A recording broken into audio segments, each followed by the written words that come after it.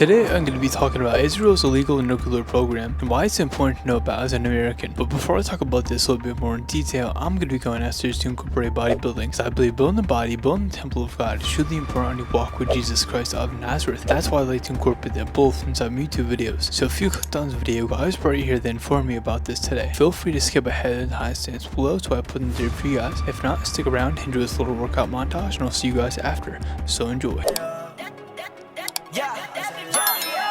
Woke up in the morning, brush my teeth, smack my bitch ass. Damn. All I do is think about the cash. What? Yeah. What? Getting all this cash. Yeah. Yeah. What? I'm 200 on the dash. Yeah. Long Uzi. Ooh. I got hella groups. Ooh. Smoking backwoods. I don't fuck with dudes. Yeah. Cuff the double plus, cause I'm rocking supers. Yeah. I fuck with my same hoes. I don't trust these newbies. Yeah. 990, that's the newbies. Yeah. Smoke that boy like he is a Lucy, yeah. On the Zen, hear a noise, I load it up. All these diamonds, ain't nobody cold as us.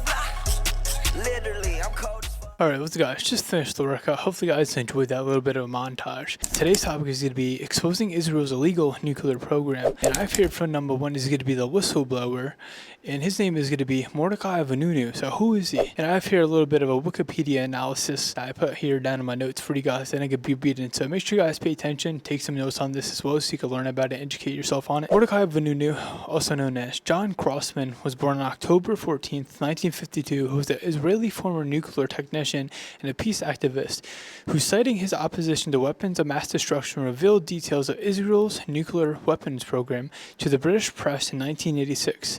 He was subsequently lured from Britain to Italy by the Israel Intelligence Agency, well known as Mossad, where he was drugged and abducted. He was secretly transported to Israel and ultimately convicted in a trial that was held behind closed doors.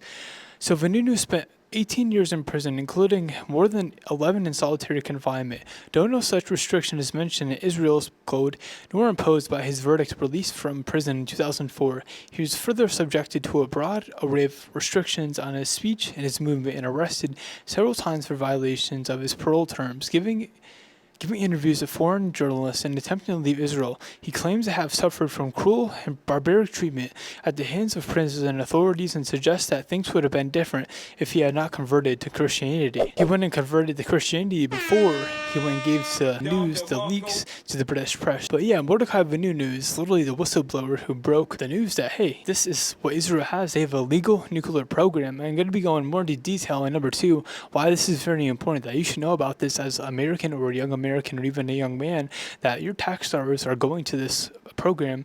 And you know, you got to be aware of this. This man is literally a legend, and I believe through the Holy Spirit that, you know, Jesus had led me to the truth, because he works through the Holy Spirit. And Mordechai Vanunu, I'm sure, definitely received the Holy Spirit, and God led me to him, because God leads you to the truth. And it's weird how God works like that. He'll lead you to the truth. And you know, Vanunu converting to Christianity before he had, you know, given the leaks, the documents, the pictures that he had taken of Israel's nuclear program.